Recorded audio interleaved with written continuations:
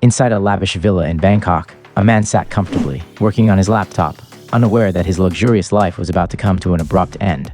Suddenly, a loud crash from outside shattered the silence. Curious, he left his laptop open and rushed out. A young woman had crashed her Toyota Camry into his villa's gate, but this was no ordinary accident. Unknown to him, law enforcement agencies from 7 countries had been waiting for this moment for years. It was the morning of July 5th, 2017, and this man was no ordinary citizen. He lived like a multi-millionaire king, driving a Porsche by day, a BMW in the evening, and a Lamborghini at night. To the world, he was a successful software developer, but in reality, he was the undisputed king of the dark web. The man who had concealed his identity for years lost everything: his fortune, luxury cars, extravagant lifestyle, and even his life. All because of one small mistake. But what was that mistake? And how did the police from 7 countries collaborate to track down the world's most wanted dark web king?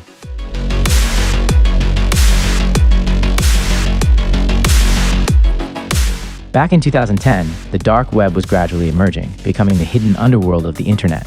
Unlike the surface web we use daily, this shadowy realm was home to all kinds of illegal activities, drug trafficking, arms deals, and even contract killings. The crimes taking place here were so extreme that they seemed almost unbelievable. There was a key reason behind the dark web's rise: anonymity. Criminals across the globe sought a way to operate undetected, avoiding law enforcement agencies at all costs. The dark web provided them with exactly that: a digital sanctuary where their identities remained hidden. Just as we use browsers like Google Chrome to navigate the regular internet, accessing the dark web required special tools. One of the most well-known was the Tor browser, designed to conceal users' identities by routing traffic through multiple encrypted servers, making them nearly impossible to trace. Before 2010, the dark web was not widely used, but everything changed with the rise of cryptocurrencies. With the introduction of Bitcoin and other digital currencies, the biggest challenge for illegal traders transferring payments without being traced was solved. Cryptocurrencies provided an untraceable payment method, making transactions on the dark web safer and more convenient. Now, criminals could operate without fear, their identities protected, and their financial transactions hidden from authorities. However, there was still one missing piece: a reliable and well-established marketplace. This gap was soon filled with the launch of Silk Road, the first major dark web marketplace. Created in February 2011, Silk Road quickly gained popularity, attracting over 100,000 users who engage in illicit trade. But after 2.5 years, law enforcement caught up with its founder, leading to the site's shutdown. Yet, the demand for such platforms remained high. Within days, multiple new dark web marketplaces emerged to take its place, including Silk Road 2 and Evolution. These websites operated similarly, requiring customers to deposit their bitcoins into the platform.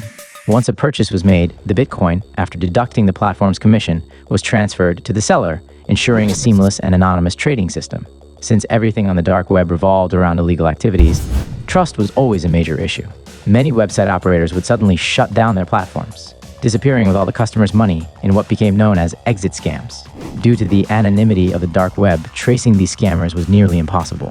As a result, drug dealers and criminals would simply move to other platforms, knowing there was always another marketplace waiting. In the early years of the dark web, scams, platform shutdowns, arrests, and hacking were common. What the underground market desperately needed was a stable, trusted, and reputed platform. This gap was filled in 2014 with the launch of AlphaBay, a dark web marketplace that quickly gained notoriety. The identity of AlphaBay's founder remained a mystery. He went by the alias Alpha02, and no one knew his real name or location. Initially, AlphaBay focused on selling stolen credit card information, but as its reputation grew, the marketplace expanded to include money laundering, drugs, and other illicit goods. However, there were notable restrictions. Child abuse content and stolen Russian bank account details were strictly prohibited. The reason behind this selective restriction was unclear. Perhaps Alpha02 wanted to avoid conflict with Russian law enforcement, or maybe he wanted to mislead US authorities into believing the operation was based in Russia, a place where American law enforcement had little influence. Within its first year, AlphaBay quickly established itself as a dominant force on the dark web. In just 12 months, it attracted 200,000 customers and over 40,000 sellers, all comfortably conducting their illegal trade.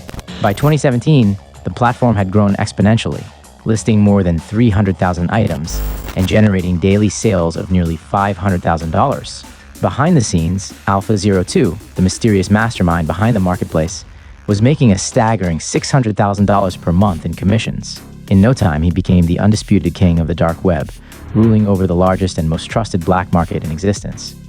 As AlphaBay flourished, it gained the trust of both dealers and buyers, solidifying its position as the go-to marketplace for illegal transactions. But while the platform thrived, law enforcement agencies from around the world were working relentlessly to uncover the real identity of Alpha02.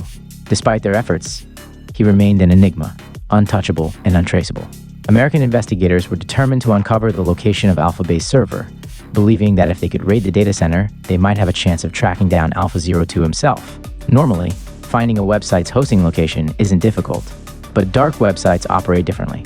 Since AlphaBay could only be accessed through the Tor browser, its real server location was hidden behind layers of randomly routed connections across the world. This made it nearly impossible for US authorities to trace. With no direct way to locate AlphaBay's infrastructure, investigators took a different approach. They began posing as regular users, purchasing drugs and other illegal goods in hopes that a careless seller might slip up and reveal valuable information. But this strategy could only lead them to small-time dealers, not Alpha02, the mastermind they were truly after. Alpha02 was no ordinary criminal. He was meticulous, an expert in the dark web's survival tactics. For years, he operated without making a single mistake. Nothing that could give law enforcement even the faintest lead. He remained a ghost, untouchable. But then, in 2017, everything changed. A breakthrough came from an unexpected source, an officer from the DEA Drug Enforcement Administration. Robert Miller, one of the agents tirelessly hunting Alpha02, was sitting at his computer when an email suddenly appeared in his inbox. The message contained crucial information about Alpha, but the sender remained unknown. For the first time, law enforcement had a real clue. The question was, who had sent the email? And was this the beginning of Alpha02's downfall? As you all know, when someone registers on a website, a welcome email is typically sent. AlphaBay was no different. When it launched in 2014, a welcome email was automatically sent to new users. But what made this case interesting was that one such email had been sent from an original, unaltered email address, an address that later got changed to maintain secrecy. This small mistake was quickly fixed, but someone had already taken note of the original email address and saved it. This anonymous tipster, whether a competitor, customer, or even a drug dealer, eventually shared this crucial piece of information with DEA officer Robert Miller in 2017. This was a major breakthrough. The DEA now had its first real lead on Alpha02. Investigators traced the email address across multiple platforms, eventually linking it to an account on skyrock.com, a French social media site. There, they found posts from 2008 and 2009 under the name Alex. But the most critical discovery was yet to come. A dating profile linked to the same email address revealed even more. It mentioned that Alex was from Trois-Rivières, a city in Canada. Based on the profile, he was 17 years old in 2008, and the 90 in his email handle likely referred to his birth year. Further digging led authorities to a French technology forum where, back in 2008, Alex had made a post using the username Alpha02. But at the end of the post, he had accidentally signed off with his real name, Alexandre Cazes. Now, authorities finally had a name. But where was he? His LinkedIn profile listed him as a software designer, but the biggest clue came from Facebook. Investigators found the profile of a woman in Thailand, his fiancée. This strongly suggested that Alexandre Cazes was living in Bangkok. With this tip, American authorities collaborated with the Bangkok police and uncovered that Cazes had purchased significant property in the city. But this wasn't the time to make an arrest. Instead, they decided to place him under surveillance, watching his every move until the right moment arrived. Alexandre Cazes lived a life of luxury, completely unaware that law enforcement agencies from Thailand, the US, and Canada were monitoring his every move. He resided in a lavish villa in Bangkok with his Thai wife, owned a $3 million mansion outside the city for leisure, had a holiday home in Phuket, and was in the process of purchasing a villa in Cyprus. Despite being the king of the dark web, his daily routine was surprisingly ordinary. He woke up early, spent most of his day at home, and frequently drove around Bangkok in his Lamborghini. But behind the scenes, investigators were carefully planning his arrest. The challenge, however, was proving in court that Cazes was actually the owner of AlphaBay. Simply arresting him wouldn't be enough. Law enforcement needed to catch him in the act, log into his laptop, and actively operating the marketplace. While American authorities focused on AlphaBay, European investigators were battling its biggest competitor, a dark web marketplace called Hansa.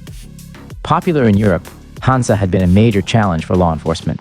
But then, European investigators got their big break. With the help of an informant, they managed to uncover Hansa's server location. Shutting down the servers wouldn't be enough. Hansa could easily be relaunched on new ones. Instead, authorities secretly copied the entire server data, including admin chats.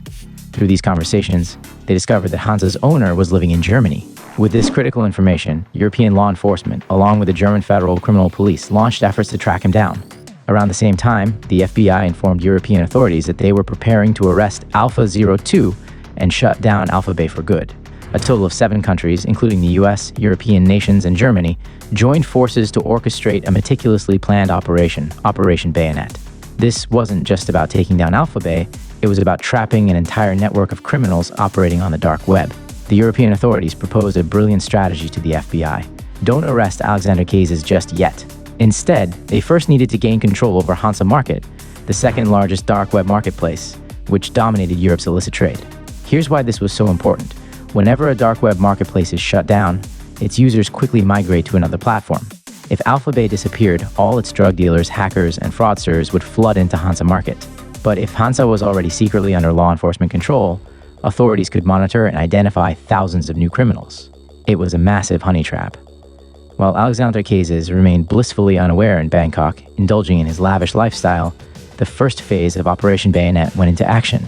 June 20th, 2017, European authorities launched simultaneous raids in the Netherlands and Germany. Hansa Market's data centers were seized, and its owners were arrested in the German cities of Siegen and Cologne. However, none of this was made public. With Hansa Market now completely under law enforcement control, authorities began covertly monitoring its users, collecting a goldmine of criminal data. Meanwhile, preparations for the second phase of the mission were underway in Bangkok, the arrest of Alexandre Cazes. The FBI and Thai authorities devised a clever trap. They needed to catch him red-handed while he was logged into AlphaBay's control panel. To achieve this, they came up with a simple but effective plan. A female agent, disguised as an ordinary driver, was assigned to stage an accident. She drove a Toyota Camry straight into the gate of Cazes' villa. As expected, on the morning of July 5, 2017, the crash startled Cazes, who rushed outside, leaving his laptop and phone wide open inside. That's when a team of officers moved in. Cazes was immediately arrested. Agents stormed inside his villa. His laptop was still unlocked, displaying AlphaBay's control panel, the ultimate evidence needed to prove he was Alpha02. The mission was a success. The king of the dark web had finally been caught. The fall of the dark web king. With Alexandre Cazes caught red-handed, authorities seized his laptop, copied all his passwords, and gained access to his crypto wallets. His luxury cars, multi-million-dollar properties, and cryptocurrency holdings were confiscated. The dark web king had lost everything in a matter of hours. But what happened next shocked everyone. Just 1 week after his arrest, before he could even appear in court, Cazes was found dead in his prison cell. He had hanged himself from a ceiling fan, taking his own life. The mastermind behind AlphaBay, who had once ruled the dark web, was gone. Meanwhile, Operation Bayonet was still in motion. As expected, after AlphaBay was shut down, dealers and buyers rushed to Hansa Market, completely unaware that it was under law enforcement control. Over the next week, thousands of criminals were identified and arrested. Then, in a final, decisive move, authorities shut down Hansa Market forever. On the same day, the US Department of Justice held a press conference announcing the historic takedown of 2 of the world's largest dark web marketplaces. A single mistake had cost Alexandre Cazes everything: his empire, his fortune, and ultimately his life.